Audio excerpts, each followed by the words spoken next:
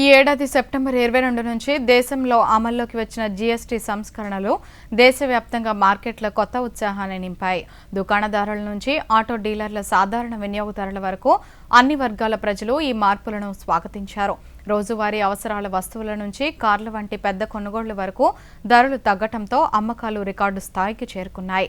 GST 2.0 ప్రయోజనాలను ఇప్పుడు చూద్దాం. జీఎస్టీ సంస్కరణలు వ్యాపారవేత్తలకు ఉపశమనం కలిగించటమే కాకుండా సాధారణ ప్రజల బడ్జెట్ను కూడా సమతుల్యం చేశాయి. ఈ సంస్కరణలతో పండగ సీజన్ కళ మరింత పెరిగింది.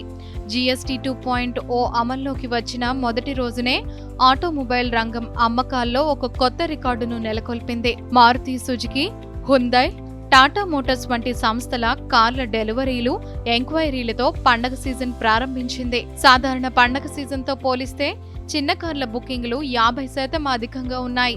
ఆన్లైన్ మార్కెట్లలో కూడా జీఎస్టీ 2.0 ప్రభావం స్పష్టంగా కనిపించింది. ఇక ప్రముఖ ఆన్లైన్ విక్రయ సంస్థలు వినియోగదారుల కోసం పండగ సేల్ను ప్రారంభించాయి.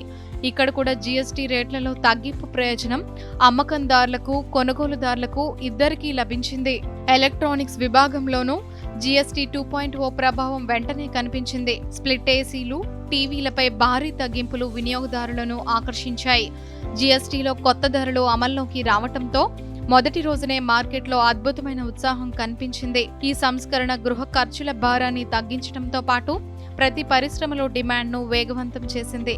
దీంతో పండగ సీజన్ రికార్డు స్థాయిలో అమ్మకాలతో ప్రారంభమైంది. కిరాణా, ఫ్యాషన్ ప్రతి రంగంలో కొనుగోళ్లలో గణనీయమైన పెరుగుదల కనిపించింది. సరైన సంస్కరణలు ఆర్థిక వ్యవస్థకు ఊపునివ్వటంతో ఈ సానుకూల ప్రభావం దేశవ్యాప్తంగా స్పష్టంగా కనిపిస్తోంది. ఈ సంస్కరణ కేవలం విధానపరమైన మార్పు మాత్రమే కాక సాధారణ ప్రజలకు నిజమైన పొదుపు, పండగ కానుకగా మారింది. ఈ మార్పు కొనుగోళ్లను సులభతరం చేయటమే కాకుండా పరిశ్రమల్లో డిమాండ్కు కొత్త శక్తిని ఇస్తుంది.